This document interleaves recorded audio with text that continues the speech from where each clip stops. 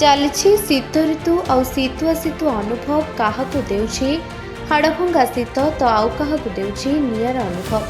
ସଞ୍ଜ ହେଲେ କିଏ ନିଆଁ ଖୋଜୁଛି ତ କିଏ ଶୀତୁଆ ସମୟରେ ଚାଦର ଘୋଡ଼େଇ ରହୁଛି, ଆଉ କିଏ ସକାଳୁ ସକାଳୁ କୁହୁଡ଼ିଆ ପାଗରେ ଜଗିଂ କରି ଶରୀରକୁ ସୁସ୍ଥ ରଖୁଛି।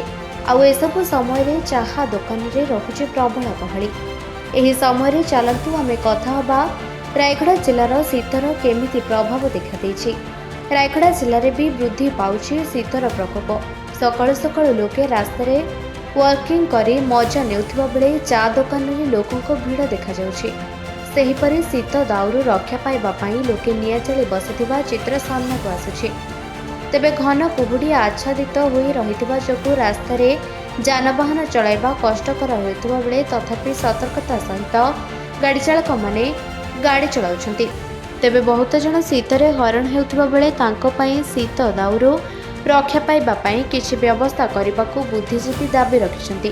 ତ ଦେଖନ୍ତୁ ପ୍ରତ୍ୟେକ ବର୍ଷ ପରି ଚଳିତ ବର୍ଷ ମଧ୍ୟ ପ୍ରବଳ ମାତ୍ରାରେ, ଯାହାକି ପୂର୍ବରୁ କେବେ ଆମେ ଅନୁମାନ କରିନଥିଲୁ କି ଏଭଳି ଥଣ୍ଡା ହବ ବୋଲି, ହାଡ଼ଭଙ୍ଗା ଶୀତ ଯାହାକୁ କୁହାଯାଏ।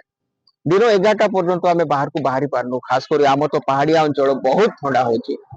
ଆମେ ସନ୍ଧ୍ୟା ସମୟରେ ନିଆଁରେ ମଧ୍ୟ ସେକି ହଉଛୁ, ଆଉ ମର୍ଣ୍ଣିଂ ଆଉ ଇଭିନିଂ ଟାଇମରେ ଆମେ କିଛି ଜଗିଂ ଫଗିଂ ମଧ୍ୟ କରୁଛୁ, ତଥାପି ଆମକୁ ଥଣ୍ଡା ଛାଡୁନାହିଁ। ଆଉ ଗୋଟେ ଖାସ ବିଷୟ ଦେଖନ୍ତୁ, ମର୍ଣ୍ଣିଂ ଟାଇମରେ ଆମେ ଯେତେବେଳେ ଜଗିଂ କରିବା ପାଇଁ ଯାଉଛୁ, ଗୋଡ ହାତ ମଧ୍ୟ ଫଙ୍କସନ କରୁନାହିଁ, ଏତେ ପ୍ରବଳ ଥଣ୍ଡା ହଉଛି। ଯାହାକି ଆମର ସିନା ଆମେ ୟଙ୍ଗ ଅଛୁ, ସେମିତି କିଛି ଅସୁବିଧା ନାହିଁ, କିନ୍ତୁ ପ୍ରାୟ ଆମ ଏଜେଡ ଲୋକମାନେ ଯୋଉମାନେ ଅଛନ୍ତି, ଯିଏକି ବୃଦ୍ଧା ବୃଦ୍ଧି ଏମାନେ ଯିଏ ଅଛନ୍ତି, ସେମାନେ ବହୁତ ଅସୁବିଧାର ସମ୍ମୁଖୀନ ହଉଛନ୍ତି। ଆଉ ଗୋଟେ ଆପଣଙ୍କ ମାଧ୍ୟମରେ ମୁଁ ଆପିଲ କରିବା ପାଇଁ ଚାହେଁକି ସେମିତି କିଛି ସମାଜସେବୀ ଯଦି ସେମିତି ଅଛନ୍ତି, କିଛି ବୃଦ୍ଧ ବୃଦ୍ଧା ମାନଙ୍କୁ ଗୋଟେ ଲିଷ୍ଟ ଆକାରରେ ଯୋଉ ବାହାର କରିକି କିଛି କମ୍ବଳ ଫମ୍ବଳ ଯଦି ପ୍ରଦାନ କରାଯାଏ, ତାହେଲେ ହୁଏତ ମୋ ମତରେ ଭଲ ହେଇପାରିଥାନ୍ତା।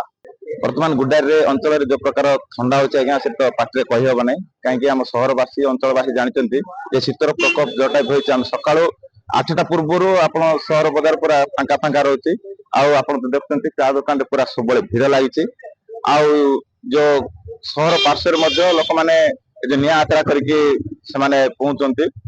ଆଉ ବାହାରେ ମଧ୍ୟ ବହୁତ ଲୋକ ଥଣ୍ଡା କାକରରେ ଯୋଉମାନେ ଗରିବ ନିଃସହାୟ ଲୋକମାନେ ମଧ୍ୟ ପଡି ରହୁଛନ୍ତି। ଆମେ ପ୍ରଶାସନକୁ ମଧ୍ୟ ଅନୁରୋଧ କରୁଛୁ ଯେ ଦୟାକରିକି ସେମାନଙ୍କୁ କିଛି କମଳର ବ୍ୟବସ୍ଥା କିମ୍ବା ଆଶ୍ରୟସ୍ଥଳୀର ଗୋଟେ ବ୍ୟବସ୍ଥା କରନ୍ତୁ।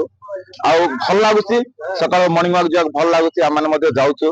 ଆଉ ଶୀତରେ ଯୋଉ ବିଭିନ୍ନ ପ୍ରକାର ପନିପରିବା ମଧ୍ୟ ହଉଛି, ଓଭରଅଲ୍ ଭଲ ଲାଗୁଛି ଆଜ୍ଞା। ଥଣ୍ଡା ଉପରେ ଉପଭୋଗ କରିବା ଭଲ ଲାଗୁଛି।